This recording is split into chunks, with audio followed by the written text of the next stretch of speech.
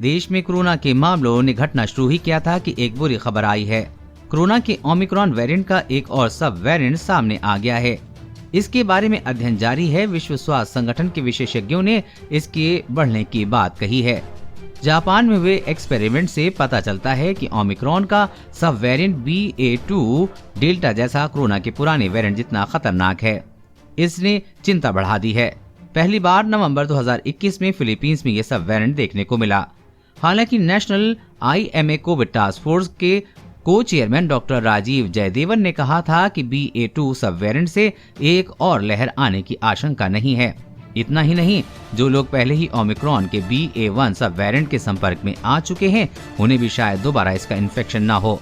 फिलहाल लोग उलझन में हैं कि ओमिक्रॉन सब वेरिएंट क्या है, इसमें क्या अलग है और ये क्यों तेजी से फैलता है। आइए यहाँ इन सभी सवालों के जवाब जानते हैं।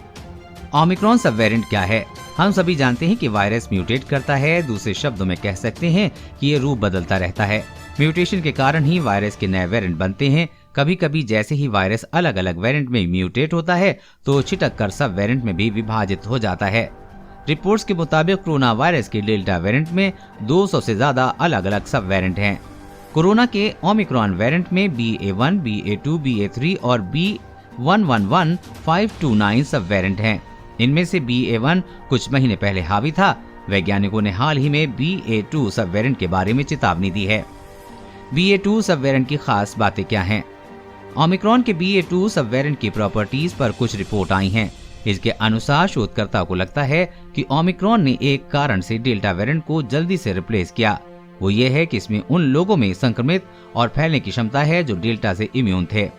ऐसे में BA.2 के बढ़ने के पीछे एक आशंका ये है कि इम्यूनिटी को मात देने में भी BA.1 से भी बेहतर है। एक्सपर्ट ने BA.2 में BA.1 से कई अलग अलग म्यूटेशन पाए हैं। ये ज्यादातर स्पाइक प्रोटीन क्षेत्र में मिले हैं। इससे वायरस की इम्यूनिटी को धोखा देने की अटकलों को बल मिलता है। कैसे ओमिक्रॉन BA.2 ज्यादा तेजी से फैलता है?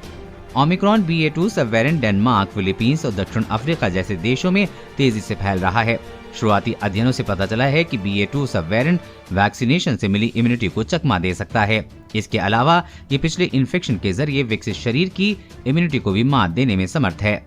कई शोधकर्ताओं ने कहा है कि डबल वैक्सीनेशन और बूस्टर डोज ले चुके लोगों को भी BA.1 ओमिक्रॉन की तुलना में BA.2 सब वेरिएंट से खतरा है।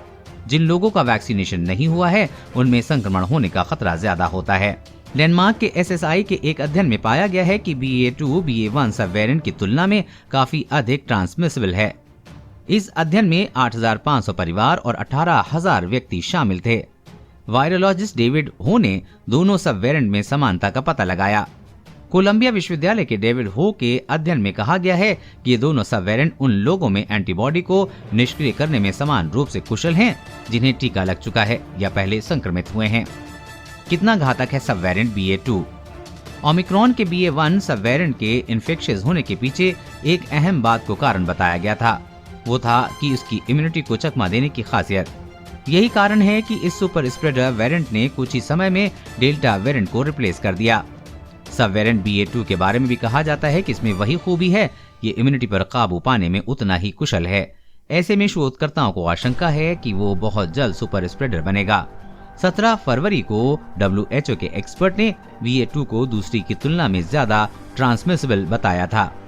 एक्सपर्ट ने कहा था कि अभी वो स्थिति पर नजर रखे हैं। इस बात का कोई सबूत नहीं है कि BA.2 सब वेरिएंट BA.1 से ज्यादा घातक है। कोरोना वायरस और कोरोना वैक्सीन से जुड़ी हर अपडेट पाने के लिए चैनल को सब्सक्राइब करें।